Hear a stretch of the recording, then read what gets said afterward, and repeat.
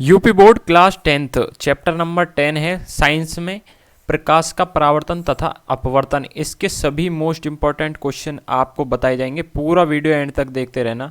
चलिए अपने first question से हम शुरू करते हैं। पहला क्वेश्चन आपके सामने, प्रकाश क्या है। तो प्रकाश की आपको डेफिनेशन अगर लिखने को आती है तो आपको हेडिंग डालनी है और किस तरह से लिखना है। प्रकाश एक प्रकार की क्या है, ऊर्जा है जो वस्तुओं को दृश्यमान बनाती है, यानी कि जिसके सहायता से हम वस्तुएं देख पाते हैं।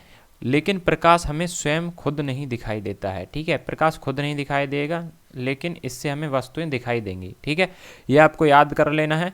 और मैं इस बात को गारंटी से कहता हूँ, जो हमारे मोस्ट इंपॉर्टेंट की वीडियो देखेगा स्टूडेंट, वो 70 में से 65 नंबर आराम से लेकर के आएगा। ठीक है, 70 में से 65 नंबर आराम से लेकर आएगा और 30 नंबर आपको स्कूल से मिलते हैं। टोटल हो गए 95, 90 प्लस आपके यहाँ पर नंबर आएंगे। इस बात की गारंटी मैं दे रहा हूँ, पर आपको मेहनत करनी पड़ेगी। ठीक है, चलिए नेक्स्ट क्वेश्चन की तरफ चलते हैं। प्रकाश किरण, क्योंकि यहाँ पर सेलेक्टेड क्वेश्चन कराए जाते हैं तो अभी चैनल को क्या कर लीजिए, सब्सक्राइब और वीडियो लाइक कर दीजिए। ठीक है, देखते हैं सेकंड क्वेश्चन को। प्रकाश किरण, प्रकाश किरण आती है तो आपको ऐसी हेडिंग डालनी है और क्या लिखना है, वह सरल रेखा जिसके अनुदिश प्रकाश गमन करता है प्रकाश किरण कहलाती है। ठीक है, वह सरल रेखा है जिसके अनुदिश प्रकाश गमन करता है प्रकाश किरण कहलाती है। नेक्स्ट, प्रकाश का परावर्तन। अगर आपको प्रकाश का परावर्तन का क्वेश्चन आपके एग्जाम में आता है तो किस तरह से लिखेंगे।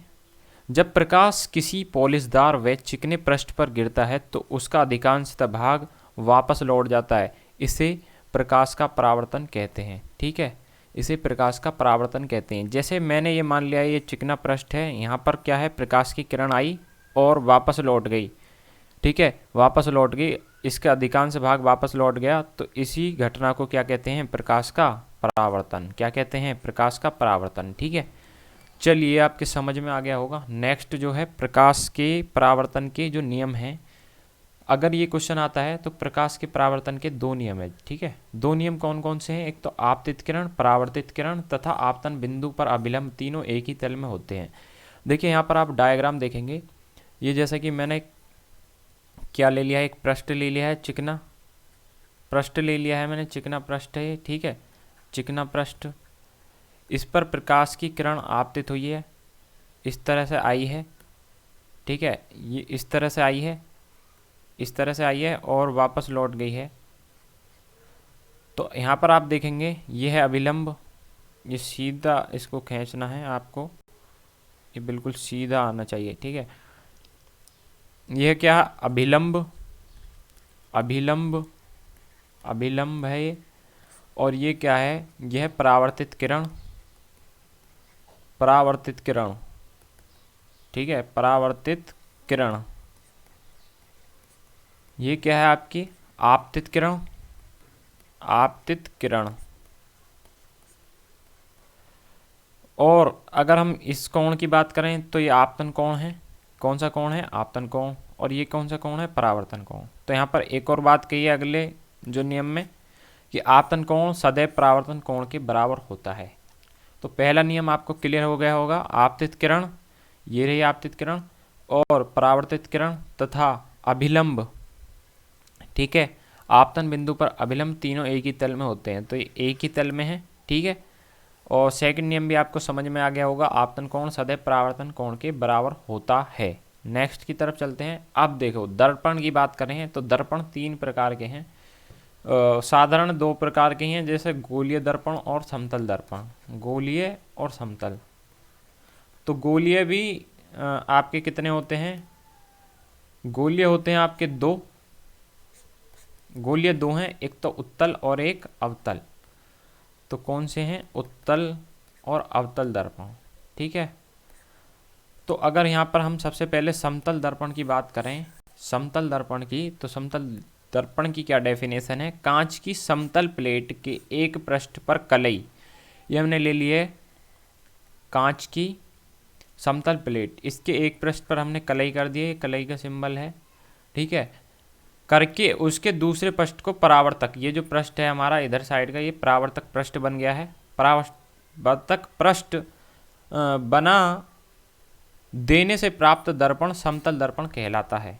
ठीक है, तो क्या हो जाएगा, क्या हो जाएगा आपका कि कांच की समतल प्लेट के एक पृष्ठ पर कलई करके उसके दूसरे पृष्ठ को परावर्तक बना देने से प्राप्त दर्पण समतल दर्पण कहलाता है।